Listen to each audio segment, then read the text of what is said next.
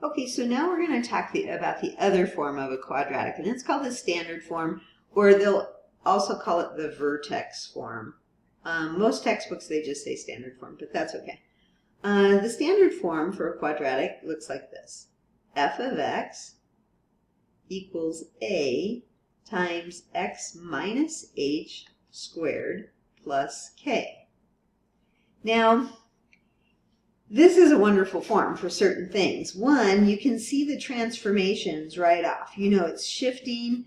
You know it's shifting to the right h, or I should say horizontally shift for h. And then this is going to be the shift up or down. And this is going to tell you the stretch or the shrink, and if it's right side up or upside down. Okay, so it's really handy to find the transformations on it. And because of that, you can easily see where the vertex is. So the vertex is at h, comma, k. And that's all there is to it. You just look at the equation and say what h is and k is, and you have the vertex. The axis of symmetry, remember it has to go through the vertex, so the axis of symmetry is x equals h. Again, you can just find it by looking at the standard form.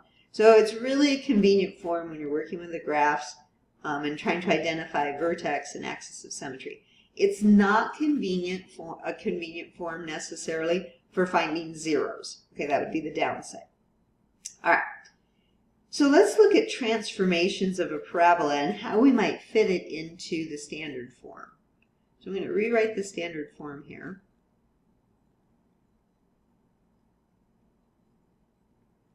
Okay, so first let's look and see, is there a horizontal shift?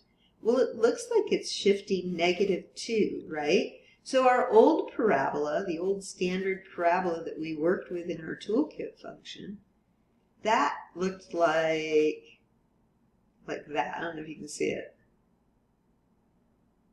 That looked like that, okay? And you might say right off the bat, well, it's upside down. Yeah, that means our A is going to be negative.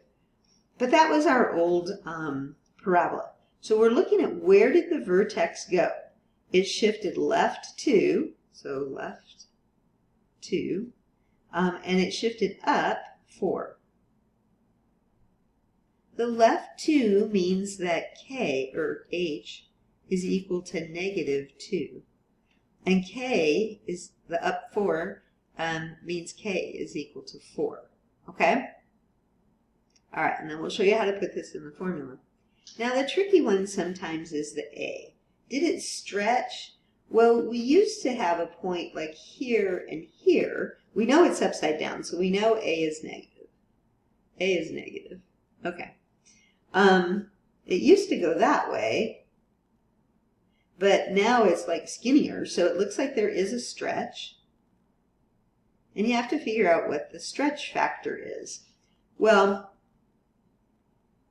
it's going to be, you used to be here like at 1, but now it's like 1, 2, 3. So the stretch factor here is 3. Okay? Does that make sense to you? Maybe if I erase some stuff, maybe it'll clean this up a little bit. So I'm thinking, I used to go 1 over 1 down, to get a point. But now I'm going 1 over and 3 down to get a point. So that's why it's stretching. It's 3 times that. Okay?